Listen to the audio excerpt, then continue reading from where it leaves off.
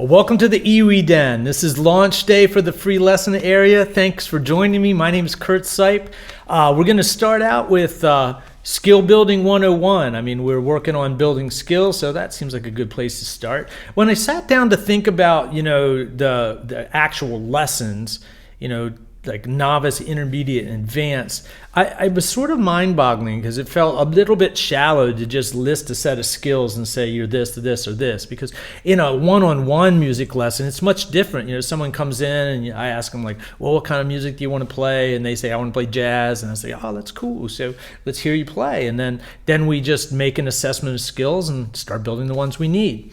And then as I thought about it, I realized like, wow, as our musical journey goes along, all previous levels are always present. So as an advanced player, if I listen to somebody play and I hear them, something strikes me as like, man, I wonder what that is, So I'm going after that. I'm going to identify what it is, which means it's vocabulary, and I'm the beginner with that skill. And now since I've done it a lot of times, my workflow for getting it from being a beginning skill to an intuitive or instinctive skill is really fast. And that thought brought me to how I view skill development, which came to me from probably an unlikely source.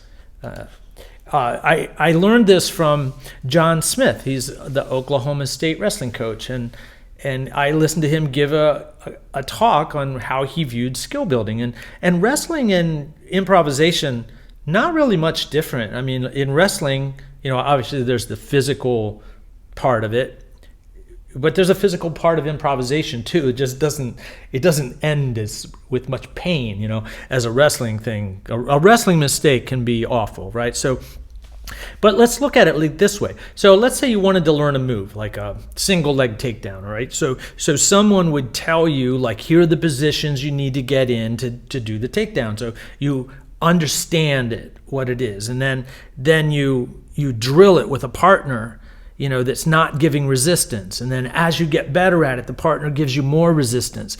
And then you take it to a live wrestling situation where the intent is to shoot single legs, and you learn very quickly, like, okay, that didn't work and that does work. So in the context of a match, you figure out where it's appropriate and how to set that move up. Well, music isn't any different, or improvisation specifically isn't really much different. We learn a technique. Let's say we're going to play a scale in thirds or something. So we think it through, then we put it on our metronome. That's sort of like our workout partner, and we speed it up, and then we take it to a musical environment, and then we try to fit it in. Like we literally try to force it in at the beginning and try to make it be happening in our playing, and then on the playback we can figure out like when it works or when it doesn't work. So John's stages were the vocabulary stage, the technique stage, intuitive stage, instinctive stage, and it has helped me immensely in my teaching. It helps me assess where somebody is and what we should be doing, and it also helps me with my own playing and progress. So when something new comes, I know how to deal with it in the most effective way. And this can be applied to any discipline. It doesn't have to be, music or wrestling. It could be chess or golf or whatever. So everything begins, well, I guess everything kind of begins with a concept. But concepts are kind of void of data. It's like your idea of something, and it's influenced by experience and data, I think. So my concept of EWI playing and your concept of EWI playing are different. It'd be great if we could just go and share our concepts and walk away fully understanding one another's concepts. But that's not the way it works. Communication is a little bit by little bit. So if you're new to the EWI, you're basically going to begin completely submerged in the vocabulary stage. It's the posture's different, the fingerings are different. You've got the octave rollers and the breath sensor, and how do you tongue this thing, and the scales and chords and reading, and all this is all vocabulary. In the vocabulary stage, speed is your enemy. You want to keep your mind calm and clear and completely lucid as to what's going on. And the better you can get at that, or the slower you can go and the clearer you can stay, the faster your skills will build. Another thing is when we play music, every musical element is always present. So it can be really distracting.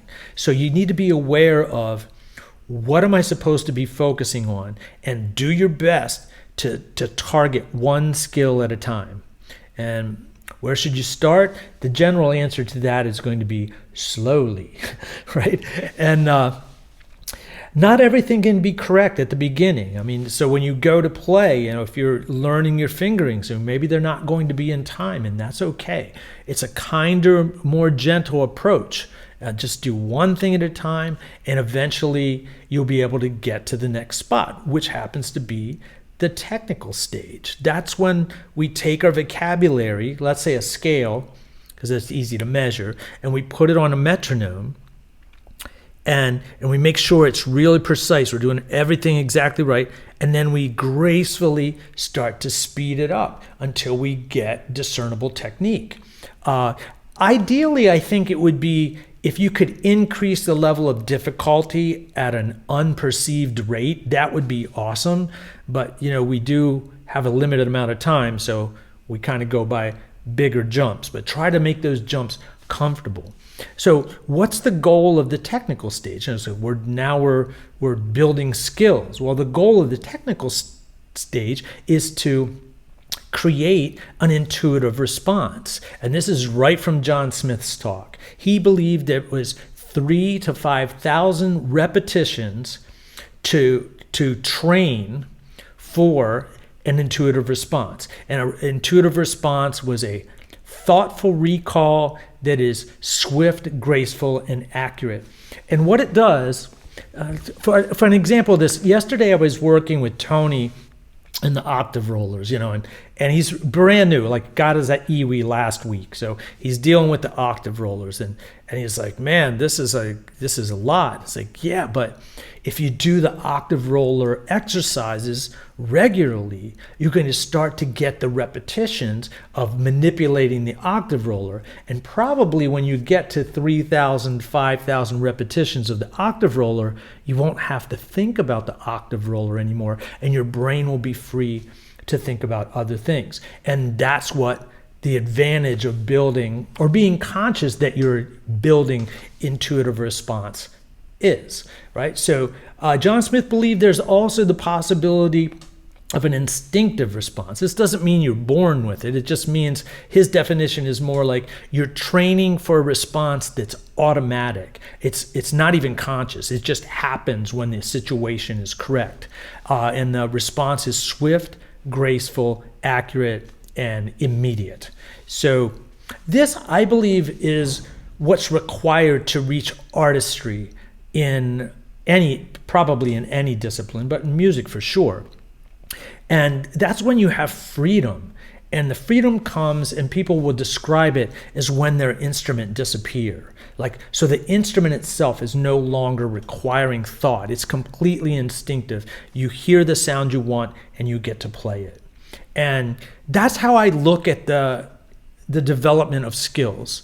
And how does that relate to what we're doing? Well, the beginning exercises or the beginning lessons will deal with vocabulary and ways to practice inside the vocabulary stage. The intermediate exercises are going to take basic vocabulary and apply it to a musical context in a way that will foster the development of technique and also gaining comfort with applying different scales to different musical situations. And the advanced lessons, well, they're just going to be like spices, something that'll shake it up a little bit. A lot of advanced players are habitual practicers, and they're always looking for a new skill or a new concept or a new approach. And I just want to bring some new ideas into the improvisational arena, and that's what these lessons are going to be like. My view of them at this point is just for them to be fun and something you can add to your practice session on a daily basis to make sure that you're heading towards your musical goals.